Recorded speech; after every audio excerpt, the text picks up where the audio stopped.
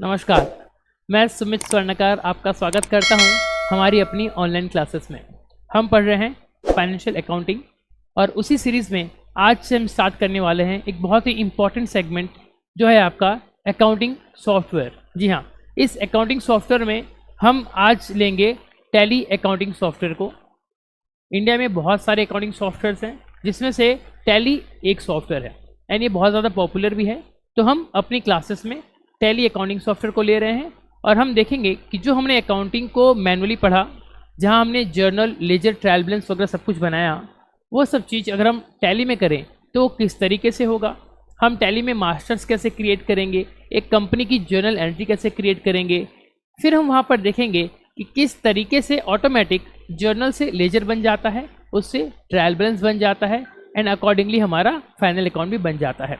तो आज की क्लास से स्टार्ट करेंगे प्रैक्टिकल, 100% प्रैक्टिकल टैली प्राइम। तो चलिए आपको मैं लेकर चलता हूँ टैली प्राइम के ऊपर। कैसे डाउनलोड करेंगे पूरा स्टार्टिंग से आपको बताया जाएगा कि आप उसको कहाँ से डाउनलोड करेंगे, कैसे उसको एक्टिवेट करेंगे, ईच एंड एवरीथिंग आपको बताया जाएगा।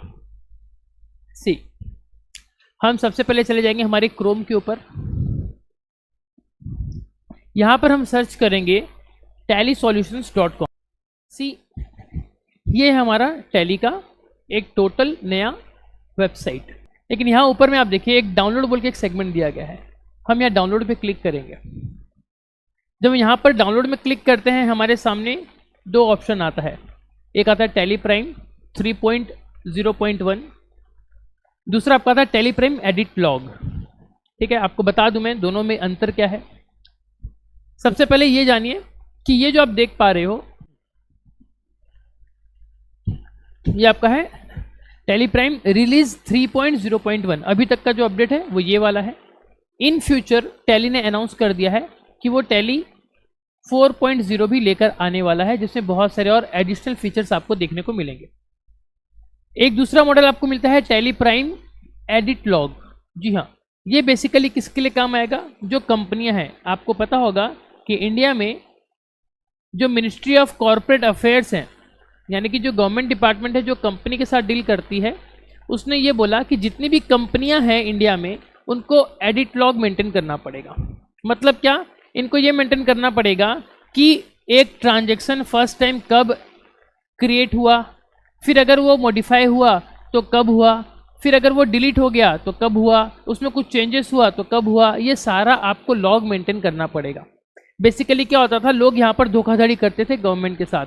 लोगों ने फर्स्ट टाइम कस्टमर को मान लीजिए 1000 रुपये का बिल दे दिया टैली में बनाकर, कस्टमर के पास बिल चले गया।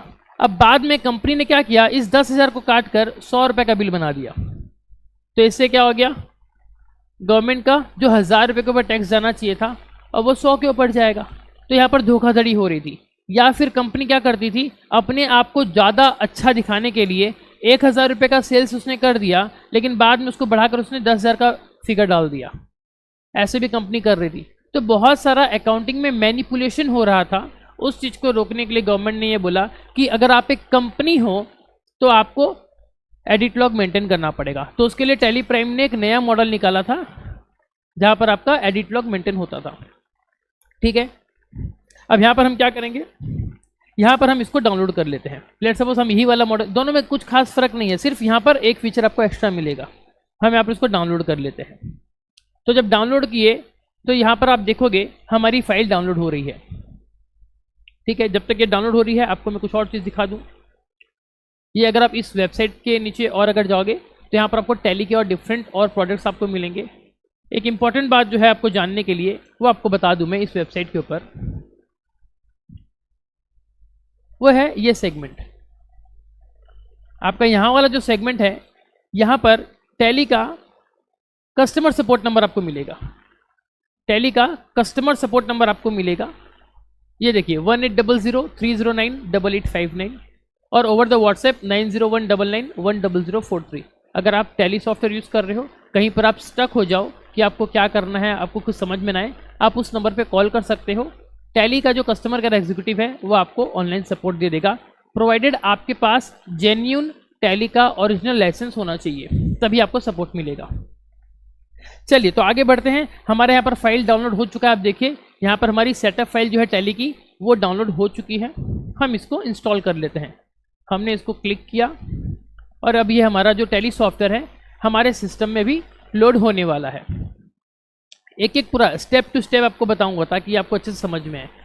अब ये देखिए, इसने बता दिया कि भैया हम आपका एप्लीकेशन इंस्टॉल करने वाले हैं। एप्लीकेशन का नाम है टैली प्राइम एडिट लॉग, इसकी रिलीज, और ये कहाँ इंस्टॉल होगा, सी ड्राइव में प्रोग्राम फाइल्स के फोल्डर में टैली प्राइम एडिट लॉग बोल के एक फोल्डर बनेगा, उसमें ऑटोमेटिकली इंस्टॉल हो जाएगा। अगर आप चाहते हो कि आपको सी ड्राइव में इंस्टॉल नहीं करना, आपके कंप्यूटर में डी ड्राइव या ई ड्राइव में इंस्टॉल करना है, तो आप यहाँ से इसको कॉन्फ़िगर में क्लिक करके इसको चेंज कर सकते हो। ठीक है, बट मैं इसको चेंज नहीं कर रहा, मैं डायरेक्टली यहाँ से इसको इंस्टॉल कर देता हूँ। तो मैंने इसको कर दिया इंस्टॉल। अब ये देखिए मेरा सॉफ्टवेयर जो है टैली प्राइम का वो मेरे सिस्टम में डाउनलोड हो चुका है। बहुत ही जल्दी हो गया। चलिए स्टार्ट करते हैं tally Prime edit log. Website को बंद कर देते हैं। ये देखिए ये हमारा tally Prime edit log open हो रहा है।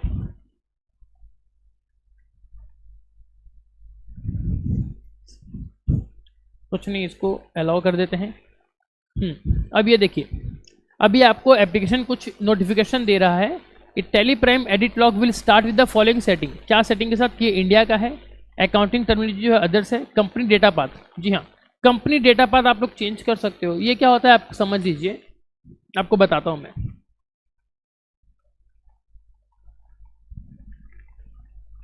सी, ये जो है कंपनी डेटा पाथ, इसका मतलब जरा समझिए क्या होता है। टैली सॉफ्टवेयर में हम किसी भी बिजनेस का अकाउंटिंग करते हैं तो हमको पहले उस बिजनेस को क्रिएट करना पड़ता है। हमको उस बिजनेस को क्रिएट करना पड़ता है, जिससे हम टैली की भाषा में क्या बोलते हैं कि आप एक कंपनी क्रिएट कर रहे हो। ठीक है, तो जो कंपनी आप क्रिएट करते हो उस कंपनी की जो मास्टर फाइल्स है, उस कंपनी की जो मास्टर फाइल्स है, वो मास्टर फाइल्स कहाँ पर क्रिएट होगी। मतलब क्या, ये आपका कंप्यूटर है, आपके कंप्यूटर में सी ड्राइव है, डी ड्राइव है, ई ड्राइव है एंड सो ऑन, और फिर इन ड्राइव के अंदर फिर अलग अलग फोल्डर होंगे। तो आप ये जो कंपनी क्रिएट करना चाहते हो उसका जो मास्टर फाइल है, जो डेटा फाइल है, जिसको हम बोलते हैं डेटा फाइल, ये फाइल आपको कहाँ पर बनानी है, कहाँ पर रखनी है स्टोर करके, ताकि फ्यूचर में आप उसको वहाँ से उठा के यूज़ कर सकें।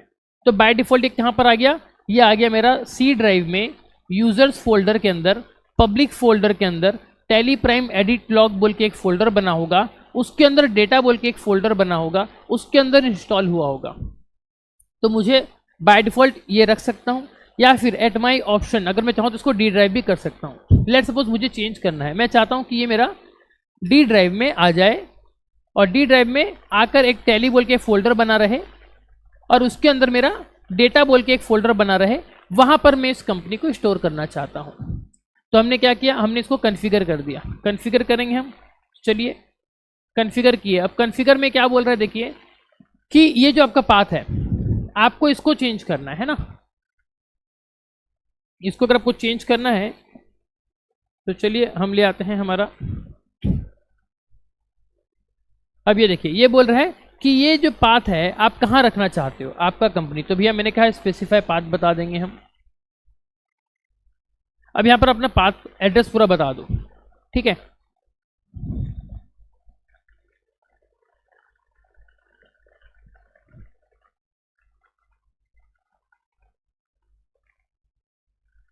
सी, यहाँ पर आप अपना पूरा एड्रेस बता सकते हो, बट मैं क्या करता हूँ, सिलेक्ट फ्रॉम ड्राइव, कहाँ पर, डी ड्राइव में। डी ड्राइव में मैं इसको रखना चाहता हूँ, मैंने एंटर कर दिया। अब डी ड्राइव में बाय डिफ़ॉल्ट बाहर में ये मेरा बन जाएगा, मैं इसको एंटर कर दिया। जी देखिए इसको समझिए मैंने क्या किया, मैंने यहाँ पर क्या किया उस चीज़ को समझिए, बहुत ज़रूरी चीज़ है ये चीज़। मैंने बताया कि मेरा टैली में अभी जो मैं कंपनी क्रिएट करने वाला हूँ, जिसका जो डेटा फाइल बनेगा वो डेटा फाइल मेरा डी ड्राइव के अंदर स्टोर होगा, ठीक है। वो डेटा फाइल मेरा डी ड्राइव के अंदर स्टोर होगा और वहाँ पर टैली क्या करेगा, ऑटोमेटिक 01000001 इस तरीके से कुछ एक डायरेक्टरी बना देगा जो कि मेरा कंपनी का फाइल रहेगा, ठीक है। ये कैसे बनता है ये आपको सोचना नहीं है, ये चीज़ टैली खुद ब खुद कर रहा है। अभी आप सिर्फ इतना समझिए, ये जो प्रोसेस हमने किया, इस प्रोसेस से हम क्या करेंगे, जो हम कंपनी अभी क्रिएट करेंगे वो बाय डिफ़ॉल्ट मेरी डी ड्राइव के अंदर बनने वाली है, ठीक है। मैंने इसको ओके कर दिया। अब हम क्या करेंगे,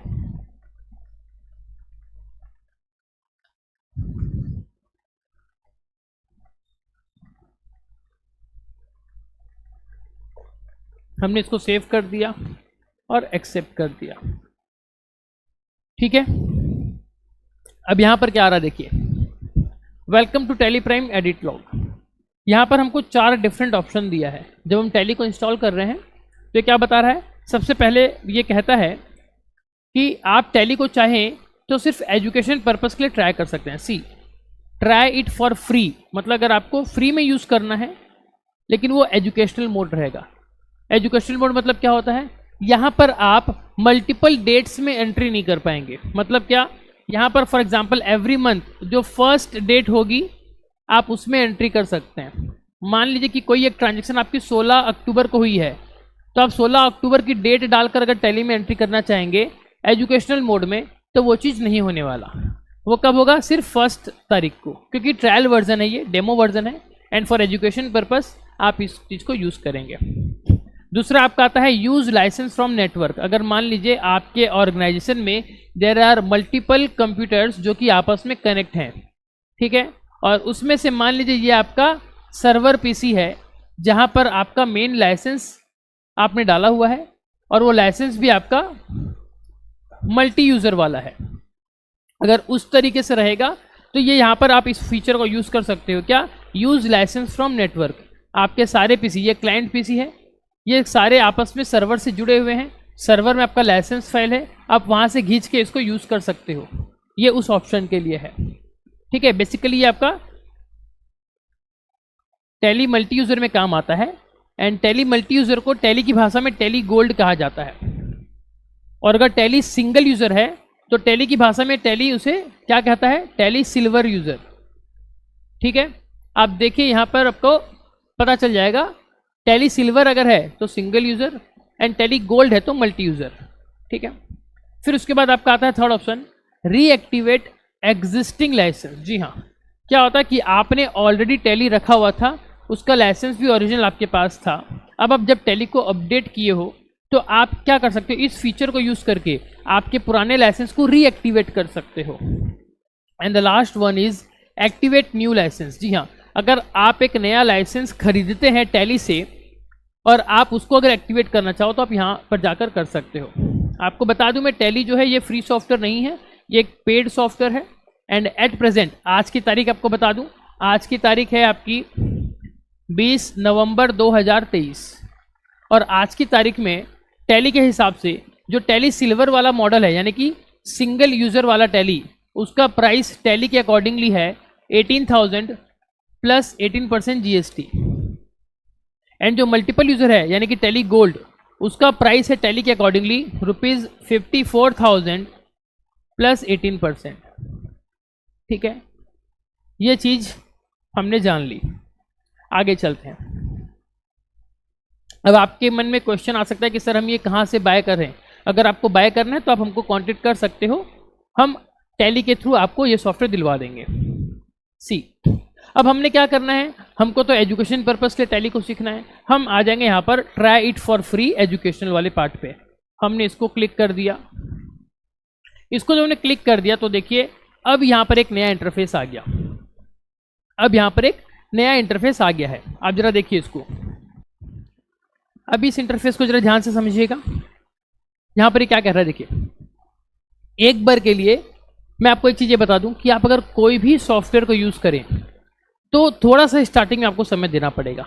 आप क्या कीजिए, स्टार्टिंग में पूरे टॉप से लेकर बॉटम तक, लेफ्ट से लेकर राइट तक, उस पूरे स्क्रीन को ऑब्जर्व कीजिए कि वहाँ पर क्या क्या ऑप्शन दिया है और वो किस तरीके से बिहेव कर रहा है, क्योंकि अलग अलग सीन पे अलग अलग फीचर्स आपको देखने मिलेंगे। तो इसीलिए मैं चाहूँगा कि आप लोग इसको अच्छे से देखें। फिर भी मैं आपको समझाने की कोशिश करता हूँ, जरा ध्यान दीजिएगा। अगर आप यहाँ ऊपर में देखोगे, सबसे कॉर्नर पे ऊपर में उस सॉफ्टवेयर का मॉडल का नाम लिखा है, that is tally Prime edit log. Tally Prime edit log मैं आपको और अच्छे से विस्तार में बताता हूँ, देखिएगा। यहाँ पर एकदम कॉर्नर में यहाँ पर क्या लिखा हुआ है, अगर आपको दिख रहा होगा स्क्रीन पे, तो यहाँ पर लिखा हुआ है टैली प्राइम एडिट लॉग, और उसके नीचे में आपका लिखा है एजुकेशनल वर्जन। ये जो देखा है ना EDU, ये EDU मतलब है एजुकेशनल मॉडल आप यूज कर रहे हो। वहीं पर अगर आप ओरिजिनल वाला यूज करते और सिंगल यूजर वाला यूज करते तो यहाँ पर EDU के बजाय सिल्वर लिखा होता, और अगर आप मल्टीपल यूज़र यूज़ करते तो यहाँ पर गोल्ड लिखा होता। आई होप आपको ये बात समझ में आ गई होगी। उसके बाद फिर और क्या दिया है, फिर दिया है मैनेज, एक ऑप्शन दिया है, फिर आपका डेटा का ऑप्शन दिया है, एक्सचेंज का ऑप्शन दिया है, गो टू का ऑप्शन दिया है, import, export, email, print, F1 help. Initial हो सकता है कि शायद आपको ये क्लासेस शायद बोरिंग लगे क्योंकि हम डिटेल में एक एक चीज़ को कवर कर रहे हैं, लेकिन अगर किसी चीज़ को अच्छे से समझना है तो आपको इस चीज़ में भी थोड़ा सा टॉलरेट करना पड़ेगा। सी, अब यहाँ पर इस चीज़ को गौर से समझिए। किसी भी सॉफ्टवेयर को अच्छे से समझना है तो आपको उसके हर एक चीज़ को बारीकी से समझना बहुत ज़रूरी है। ये मेरा अपना मानना है, आपका इसके ऊपर विचार कुछ और हो सकता है। अब यहाँ पर अगर आप गौर से देखोगे, फॉर एग्जाम्पल हम इसको देखते हैं, यहाँ पर लिखा हुआ है क्या, यहाँ पर लिखा हुआ है डेटा, लेकिन डेटा के बगल में एक शॉर्टकट लिखा हुआ है क्या, वो लिखा हुआ है आपका ऐसे कुछ Y लिखा हुआ है और उसके नीचे एक सिंगल एक डैश बना हुआ है और उसके बगल में यहाँ पर डेटा लिखा हुआ है। आप देख पा रहे हो इस चीज़ को? इसका क्या मतलब है? इसका ये मतलब है कि अगर आपको ये डेटा वाले ऑप्शन में जाना है तो आपको ये शॉर्टकट की है। क्या है शॉर्टकट की? Y और उसके नीचे सिंगल डैश। टैली में याद रखिएगा, टैली में कहीं पर भी अगर आपको कुछ ऐसे सिंबल दिखे, कुछ ऐसा हुआ लिखा हुआ दिखे, तो मान लो कि इस फीचर को यूज करने के लिए this is your shortcut, this is your shortcut. अब ये इसका क्या मतलब है? इसका ये मतलब है इस सिंगल लाइन का ऑल्ट। जी हाँ, आपके कीबोर्ड में एक ऑल्ट बोलकर एक बटन होती है।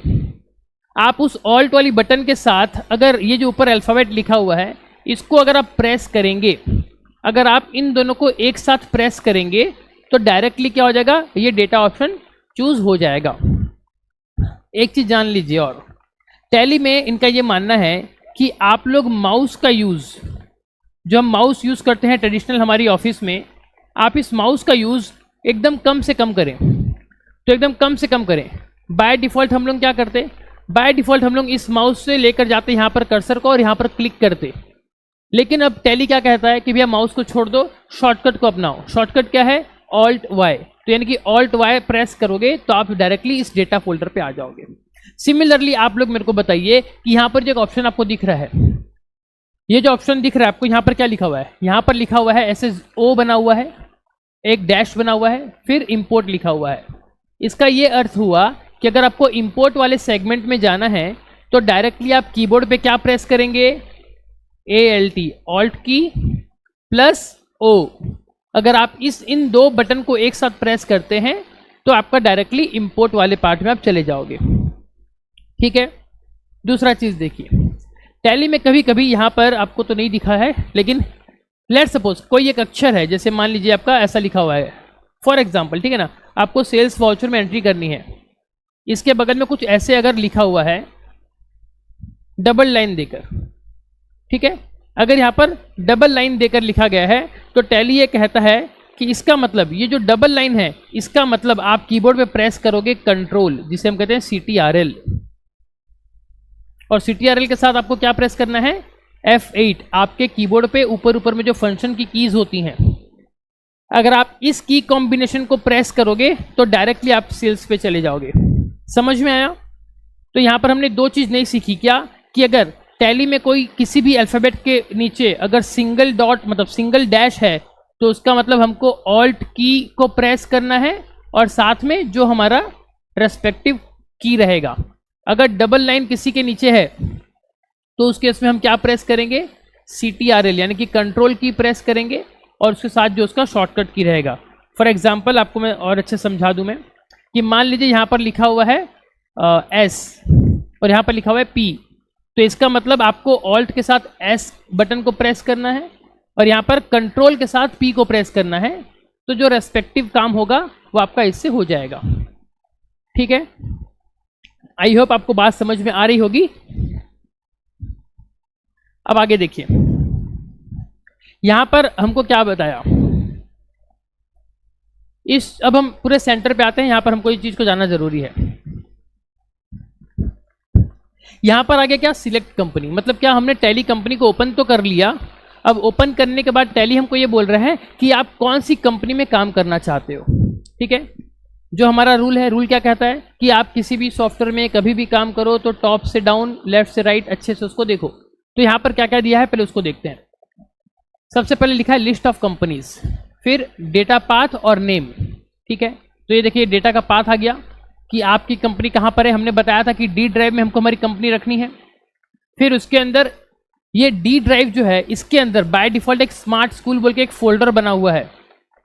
तो अगर मैं चाहूँ तो इस फोल्डर के अंदर जा सकता हूँ यहाँ से, और अगर इसके अंदर मेरी कंपनी रही तो वहाँ से एक्सेस कर सकता हूँ। लेकिन मान लो कि मेरी डी ड्राइव में ही कंपनी होती, आप लोग इस चीज़ को अच्छे से ऑब्जर्व कीजिए। जब हम कंपनी क्रिएट करेंगे वापस से मैं इसी स्क्रीन पे आऊँगा, तब आप देखोगे कि क्या फ़र्क आया। तो क्या हो जाएगा, इसी डी ड्राइव में यहाँ पर 0010000 कुछ इस तरीके से एक कंपनी का कोड लिखा रहेगा और कंपनी का नाम लिखा रहेगा। फॉर एग्जांपल हमने एक कंपनी बनाई ABC कंपनी, तो ABC कंपनी ऐसे ऐसे कोड लिखा रहेगा और फिर उसका कंपनी का नाम लिखा रहेगा। इस तरीके से बहुत सारी कंपनी का कोड और बहुत सारी कंपनी का नाम हमको यहाँ लिस्ट में दिखेगा। हम क्या करेंगे, हम उसमें से किसी एक कंपनी को जिसमें हमको काम करना है, जैसे हमको इस कंपनी में काम करना है, हम इस कंपनी को चूज करके एंटर प्रेस करेंगे कीबोर्ड पे और फिर हमारा काम आगे होगा। ठीक है, आगे देखिए और क्या कह रहा है ये, क्रिएट कंपनी। देखिए अभी यहाँ पर क्योंकि कोई भी कंपनी नहीं है तो हम क्या कर सकते हैं, क्रिएट कंपनी के फीचर को यूज करके एक नई कंपनी टैली में क्रिएट कर सकते हैं। या फिर दूसरा सिलेक्ट रिमोट कंपनी। जी हाँ, ये भी एक बहुत अच्छा फीचर है टैली में। क्या, लेट सपोज आप दिल्ली में हो, आप दिल्ली में हो, दिल्ली में ही आपका टैली का ओरिजिनल लाइसेंस आप यूज करते हो। ठीक है, आप किसी मीटिंग से चले गए मुंबई, तो आप जब मुंबई में गए आपको आपकी कंपनी का डेटा एक्सेस करना था।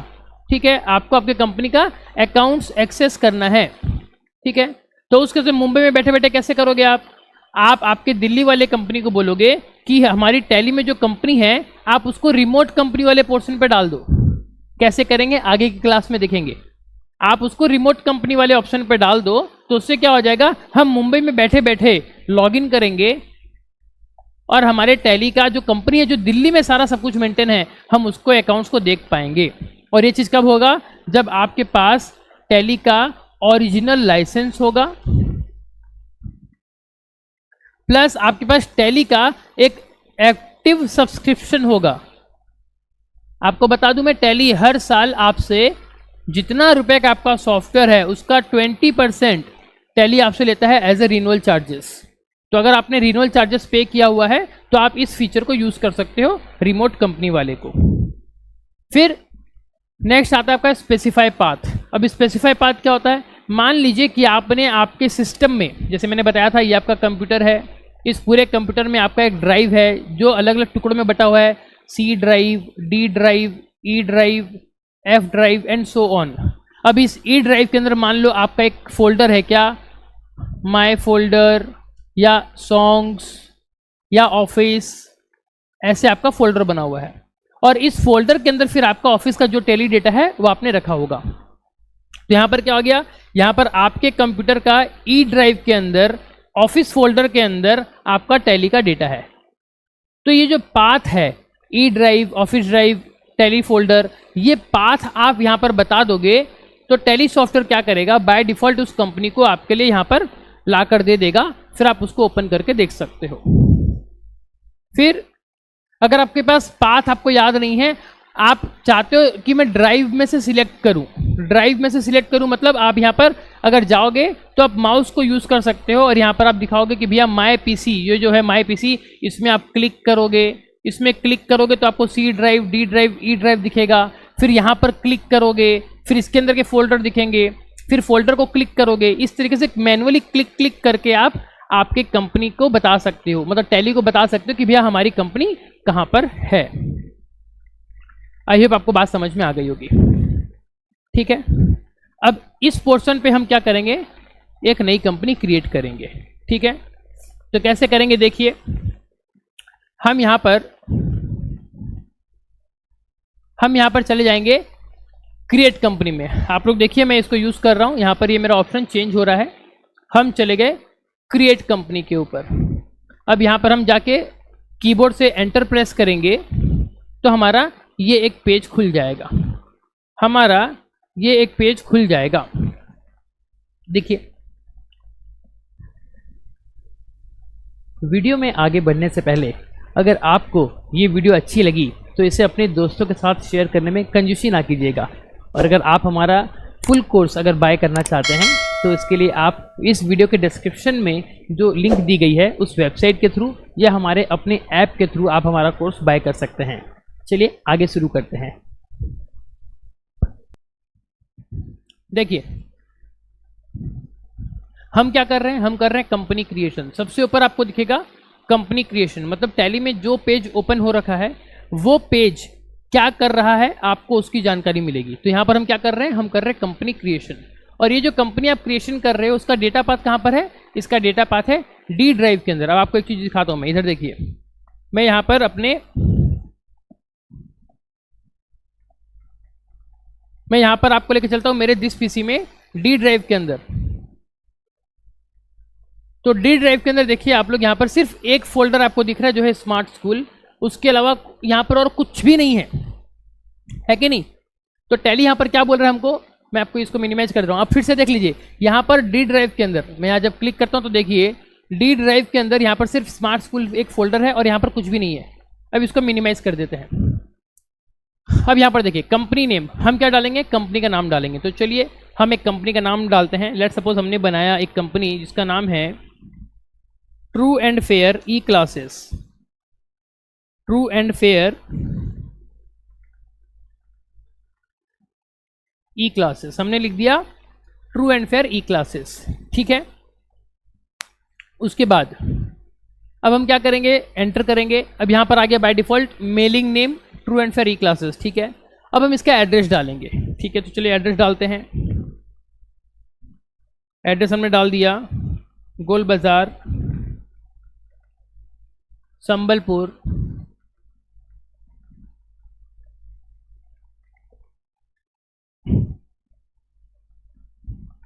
उसका पिन कोड, फिर आता है आपका स्टेट। ये जो पर्टिकुलर कंपनी आप बना रहे हो ये कंपनी कौन से स्टेट में रजिस्टर्ड है, आपको पता होगा। स्टेट को डालना बहुत ज़रूरी है क्योंकि हम रहते हैं इंडिया में और इंडिया में एक टैक्स लगता है जिसको हम कहते हैं जीएसटी। और जीएसटी एक ऐसा टैक्स है जो स्टेट टू स्टेट आपको रजिस्ट्रेशन करवाना पड़ेगा। तो ये कह रहा है कि आप ये जो कंपनी बना रहे हो इस कंपनी का सारा हिसाब किताब जिस स्टेट में होगा, मतलब जिस स्टेट में ये कंपनी रजिस्टर्ड है वो स्टेट का नाम बताइए। तो यहाँ पर जब हमने स्टेट के ऑप्शन पे जब हम आए, बाय डिफॉल्ट नॉट एप्लीकेबल लिखा था, लेकिन जब हम स्टेट के ऑप्शन पर आए यहाँ पर हमारा एक स्टेट का पूरा लिस्ट खुल गया। आप देख पाओगे Andaman Nicobar, Andhra Pradesh, Arunachal Pradesh, Assam, Bihar, Goa, Gujarat and so on, पूरा यहाँ पर सब कुछ दिया है। तो हम क्या करते हैं, हम करते हैं यहाँ पर ओडिशा, हम यहाँ पर करते हैं ओडिशा। तो ये देखिए जैसे मैंने ओ प्रेस किया बाय डिफ़ॉल्ट ओडिशा यहाँ पर दिखा रहा है, मैंने एंटर कर दिया और यहाँ पर मेरा स्टेट जो है वो ओडिशा आ गया। फिर कंट्री बाय डिफ़ॉल्ट इंडिया आ गया। फिर पिन कोड डालेंगे हम, संबलपुर का पिन कोड, ये जो हमारा संबलपुर है 768001, ये इसका पिन कोड है, हमने यहाँ पर पिन कोड डाल दिया। फिर हम इस कंपनी का जो टेलीफोन नंबर है वो हम डाल देंगे, फॉर एग्जांपल 8338-833-633, ये हमने डाल दिया।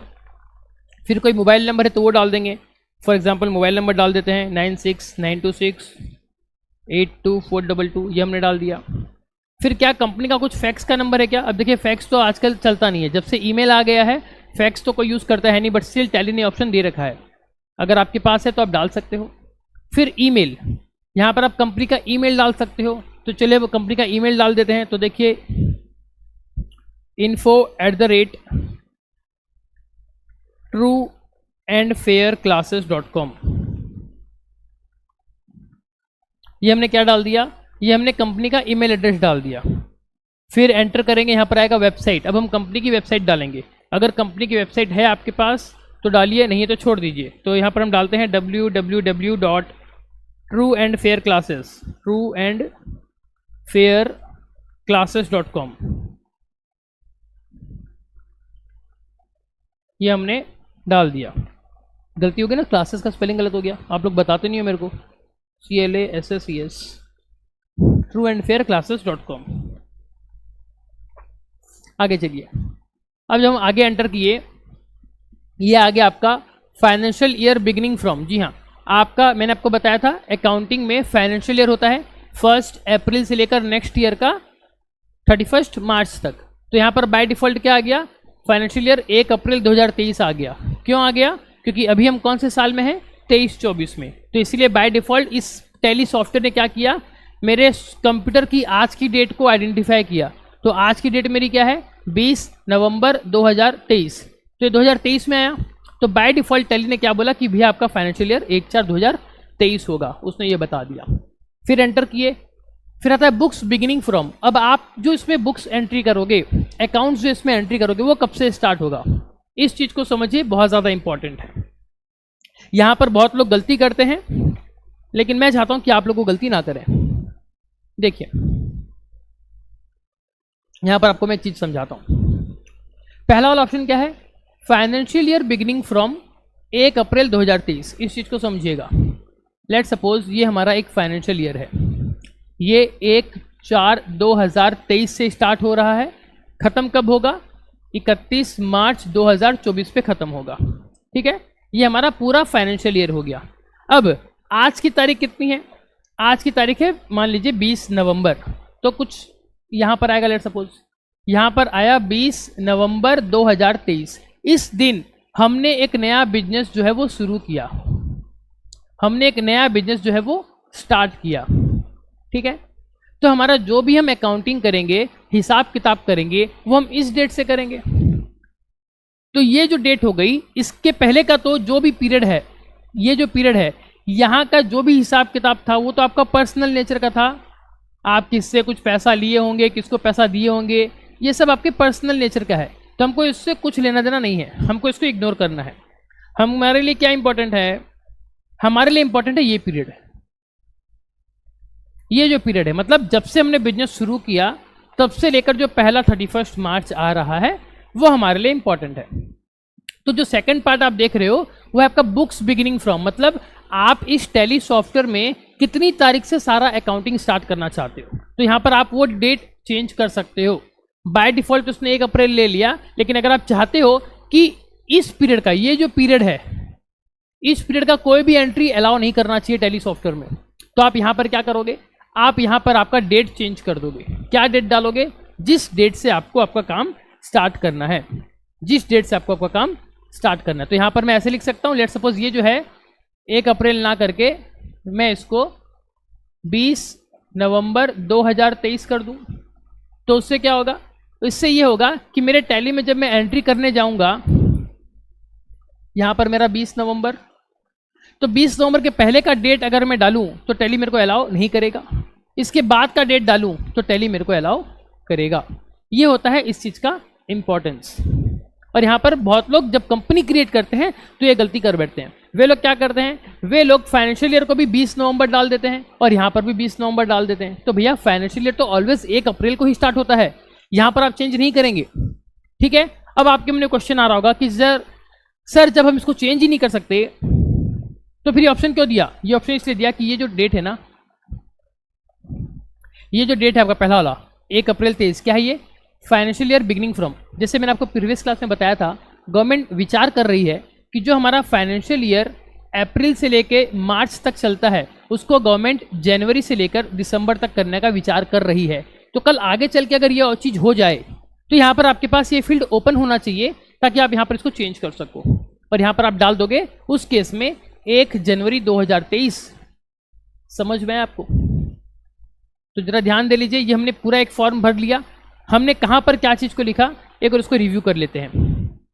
ठीक है, सबसे पहले हमने क्या बताया, कंपनी का डेटा पाथ, ये तो बाय डिफ़ॉल्ट हमने सेट कर दिया था। लेकिन अगर आप चाहते हो कि आपको यहाँ पर इसको सेव नहीं करना, तो यहाँ पर आप मैन्युअली उस पाथ को बता सकते हो। फिर हमने क्या किया, कंपनी नेम, यहाँ पर हमने क्या डाला, true and fair E classes, मतलब हमारी कंपनी का नाम हमने यहाँ पर डाल दिया। फिर आता है आपका मेलिंग नेम, कि जब कभी अगर आप इस कंपनी को कुछ चिट्ठी वगैरह लिखोगे, मेल वगैरह करोगे, तो क्या नाम से होना चाहिए।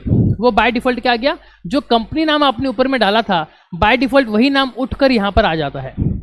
फिर आपने कंपनी का एड्रेस डाल दिया। हमारे इस केस में हमने सिर्फ लाइन 1, एक ही लाइन में एड्रेस डाला है। आपके केस में हो सकता है प्लॉट नंबर, ब्लॉक नंबर, गली नंबर, मोहल्ला नंबर ऐसे अलग अलग हो तो 3-4 लाइन का भी आपका एड्रेस हो सकता है। ये स्कोप टैली में मौजूद है। फिर आता है आपका स्टेट। स्टेट को सही सही बताना बहुत ज़्यादा इंपॉर्टेंट है। यहाँ पर हमने बता दिया Odisha. Country by default India आ गया।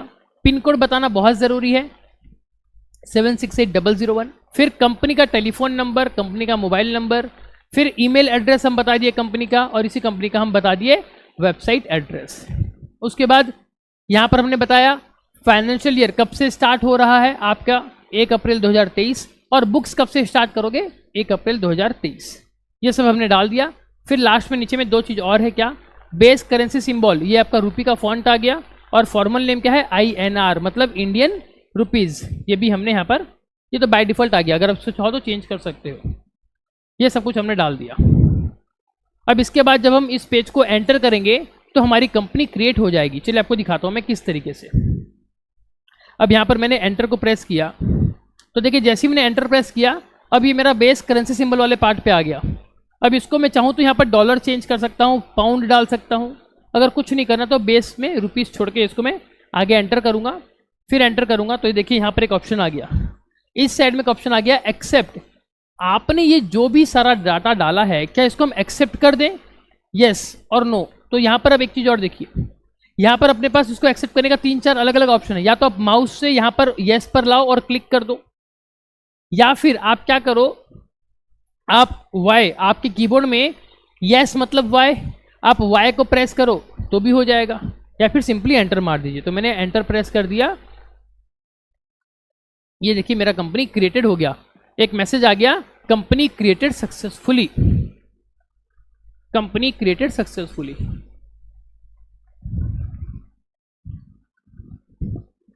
ठीक है, अब यहां पर और क्या दिया है, जब कंपनी बन गई ना तो देखिए टैली को ये नहीं पता कि आप कौन सा बिजनेस करने वाले हो।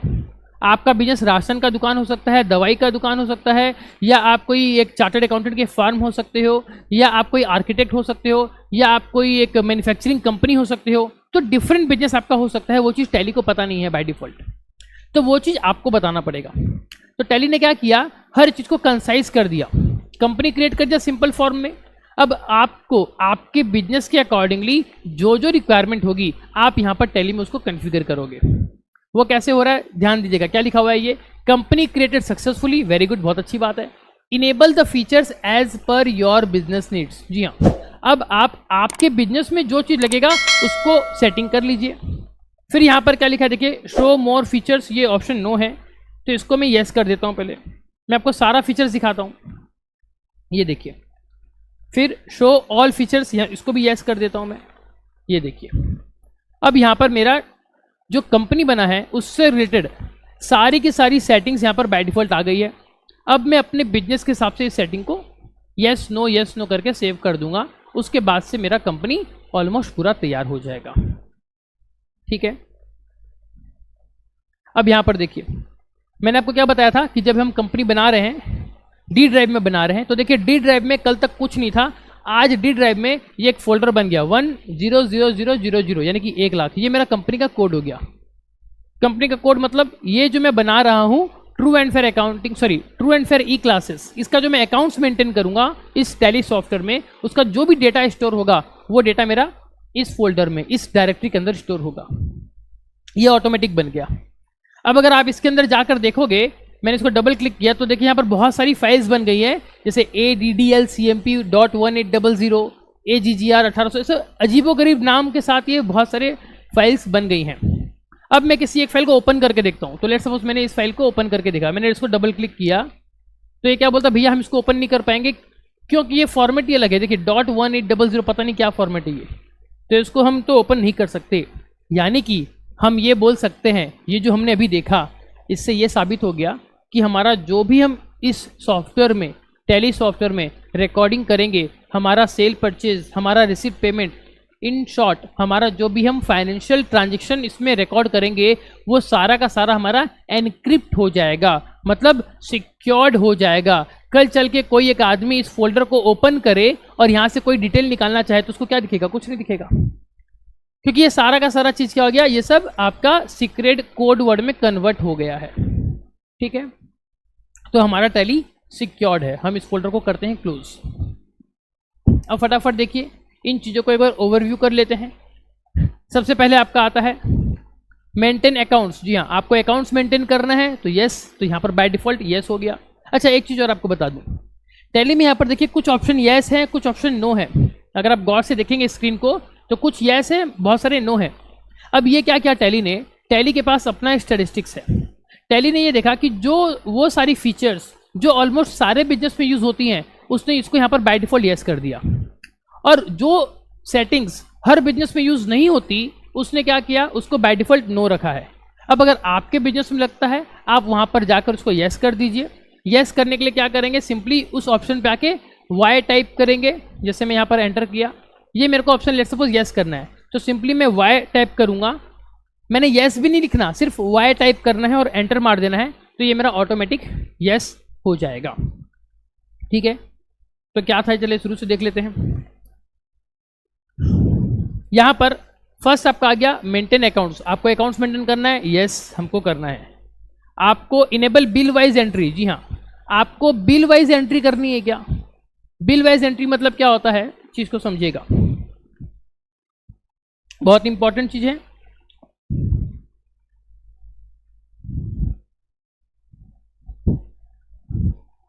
Enable bill wise entry. Bill wise entry में क्या होता है, लेट सपोज मेरे पास एक पार्टी का एक बिल आया, बिल नंबर 125, और ये बिल था मेरा 12 जुलाई 2023 का। मैंने इस बिल को रिकॉर्ड कर दिया। लेट सपोज ये 1000 रुपये का था परचेज, मैंने 1000 का परचेज रिकॉर्ड कर दिया।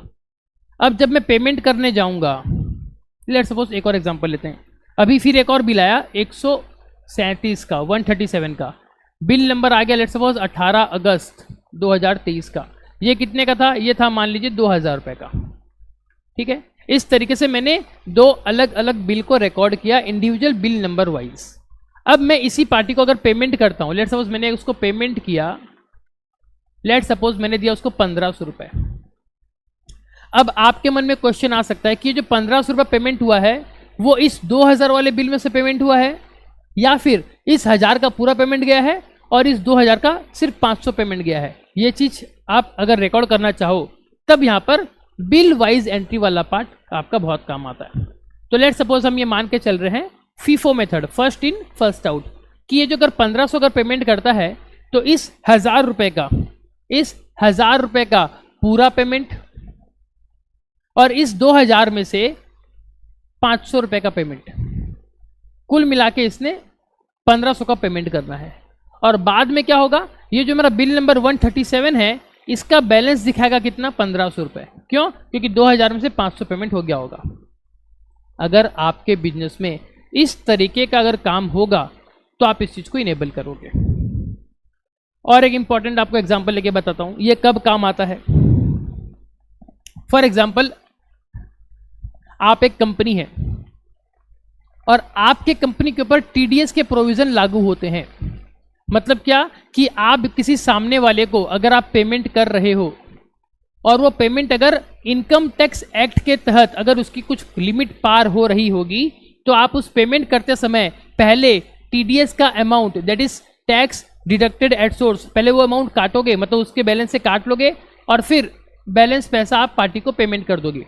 इसको कुछ इस तरीके से समझिए, आपने एक चार्टर्ड अकाउंटेंट की सर्विसेज ली, एक सीए की सर्विस ली, सीए आके आपका ऑडिट करता है, उसने फीस लिया मान लीजिए 5 लाख रुपए। अब इनकम टैक्स एक्ट के तहत जो सीए की सर्विसेज है, वो आपकी सेक्शन 194J में कवर होती है, प्रोफेशनल सर्विसेज। और यहां पर ये बोला गया कि जब किसी सीए को आप पैसा दोगे, तो आप उसका 10% टीडीएस काट लेना, बाकी पैसा दे देना। यानी कि हम क्या करेंगे, हम 5 लाख का बिल को जब रिकॉर्ड करेंगे, तो इसी बिल में से हमने क्या करना है, माइनस कर देना है टीडीएस, कितना, 10%, यानी कि 50,000 रुपए। और बैलेंस जो पैसा है 4.5 लाख रुपए का, ये हमको पे कर देना है, किसको, सीए को। तो जब इस चीज को हम टैली में रिकॉर्ड करेंगे, तो टैली हमको पूछेगा कि ये जब 50,000 आपने डिडक्ट किया है, माइनस किया है, वो कौन से बिल के अगेंस्ट में किया है। तो आप बताओगे कि इस वाले बिल के अगेंस्ट में किया है। फिर जब आप उस ये को पेमेंट करोगे 4.5 लाख रुपए का, तब टैली पूछेगा आपको कि कौन से बिल के अगेंस्ट में पेमेंट किया, तो आप बताओगे कि ये जो 5 लाख का बिल था इसके अगेंस्ट में दिया है। तो ये ऐसा सिचुएशन अगर आपके बिजनेस में आता है तो ये जो फीचर है आपका इनेबल बिल वाइज एंट्री, ये आपको ऑन करना पड़ेगा। और ऑन करने के लिए क्या करना पड़ेगा आपको इस चीज को यस करना पड़ेगा, आपको इस चीज को यहाँ पर यस करना पड़ेगा। समझ में आया? फिर आगे जाते हैं, enable cost centre. By default tally ने इसको नो किया हुआ है। क्यों? क्योंकि रेगुलर बिजनेस में ये चीज इसको यूज नहीं करते। ठीक है, अब यहां पर ये इसका क्या मतलब है, कॉस्ट सेंटर। अगर मान लीजिए कि आपके बिजनेस में डिफरेंट कॉस्ट सेंटर्स हैं। डिफरेंट कॉस्ट सेंटर मतलब वैसे जगह जहां पर आपके कंपनी का खर्चा होता है। लेट्स सपोज आप एक मैन्युफैक्चरिंग कंपनी हो, आपके मैन्युफैक्चरिंग में आप लोग 3 आइटम बनाते हो। आप बनाते हो एक आइटम लेट्स सपोज बॉम्ब, फिर आप बनाते हो एक आइटम लेट्स सपोज मिसाइल, फिर आप बनाते हो लेट्स सपोज आपका लैंड माइंस। कुछ इस तरीके से आप 3 अलग अलग प्रोडक्ट आपके हैं। तो आपने क्या किया, आपने हर एक को एक कॉस्ट सेंटर बता दिया। क्या बता दिया? Cost centre. लेट्स सपोज ये बॉम्ब बनाने वाला फैक्ट्री आपका मुंबई में है, मिसाइल बनाने वाला आपका जम्मू एंड कश्मीर में है, और माइंस बनाने वाला आपका संबलपुर उड़ीसा में है। ठीक है, तो ये मुंबई हो गया, जम्मू कश्मीर हो गया, या संबलपुर उड़ीसा हो गया, ये सब आपके लिए क्या है, कॉस्ट सेंटर। मतलब यहां पर आप खर्चा करते हो। तो मैनेजमेंट को ये रिपोर्ट जरूरत पड़ती है कि कौन से कॉस्ट सेंटर में कितना खर्चा हुआ मेरा। वो जानने के लिए मैनेजमेंट क्या करता है, कॉस्ट सेंटर वाइज सारा एक्सपेंस को बुक करता है कि कौन सा खर्चा कौन से कॉस्ट सेंटर पे हुआ। तो अगर आपके बिजनेस में इस तरीके का अगर रिक्वायरमेंट है तो आप इस कॉस्ट सेंटर वाले पार्ट को यस करोगे, अदरवाइज आप इसको नो रहने दोगे। अदरवाइज आप इसको नो रहने दोगे। फिर आपका क्या आता है, इनेबल इंटरेस्ट कैलकुलेशन। ये बाय डिफॉल्ट नो है। अब ये क्या है, इनेबल इंटरेस्ट कैलकुलेशन। ये होता है कि लेट्स सपोज अगर आपने किसी पार्टी से परचेज किया तो आप 100 रुपये का पेमेंट करोगे। तो यहां पर जो आप पेमेंट करोगे, अगर आपने डिले कर दिया, लेट्स सपोज आपने अगर डिले कर दिया, तो कंपनी का ये पॉलिसी है कि डिले करने के बाद पर डे जितना डिले करोगे 18% पर एनम की रेट से हम आपसे इंटरेस्ट भी लेंगे। तो अगर ऐसा कुछ सिचुएशन आपके बिजनेस में आता है तो आप इस चीज को यस करोगे। आगे के बहुत सारे और फीचर्स हैं जिसको डिस्कस करने में हमको और बहुत ज़्यादा समय लगेगा। तो हम आज क्या करते हैं, आज की क्लास में यहाँ तक ही रुकते हैं। आगे का जो डिस्कशन है वो हम कल की क्लास में करेंगे।